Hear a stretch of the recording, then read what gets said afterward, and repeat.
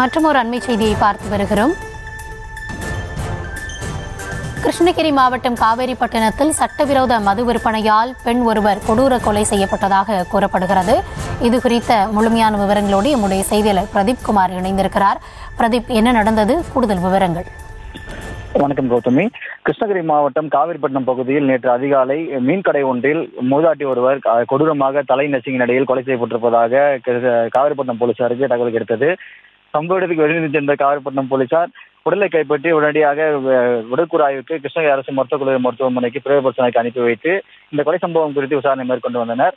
முதற்கட்ட விசாரணையில் இந்த அப்பகுதியில் சிசிடிவி காட்சிகளை ஆய்வு செய்த போது நேற்று அதிகாலை அப்பகுதியில் இளைஞர் ஒருவர் நிலைத்தடுமாறி சென்று கண்டு அவரை போலீசார் பின்தொடர்ந்து அவரை பிடித்து விசாரணை மேற்கொண்டனர்.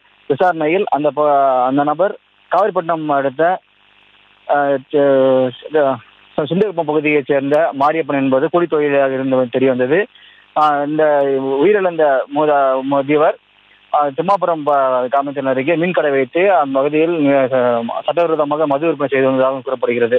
இந்த நிலையில் நேற்று முன்தினம் இரவு அப்பகுதிக்கு சென்ற மாரியப்பன் பெண்ணிடம், அதாவது இறந்த நஞ்சம்மாளிடம் மது கேட்டுள்ளார். அதற்கு இருவருக்கும் இடையே வாக்குவாதம் ஏற்பட்டுள்ளது. இந்த நிலையில் மாரியப்பன் நேற்று நஞ்சம்மாள் மீன்கடையில் ஒருங்கி கொண்டிருந்த போது அப்பகுதிக்கு சென்ற மாரியப்பன் ஒருங்கி கொண்டிருந்த நஞ்சம்மாள் மீது கல்லை எடுத்து பயங்கரமாக தாக்கி தலை நசுக்கி கொலை செய்துவிட்டு அப்போது தப்பிச் சென்றுள்ளார். இதையடுத்து மாரியப்பனை கைது செய்த காவிரிப்பட்டினம் போலீசார் மீது கொலை வழக்கு பதிவு செய்து நீதிமன்ற காவலில் அடைத்து விசாரணை மேற்கொண்டு வருகின்றனர்.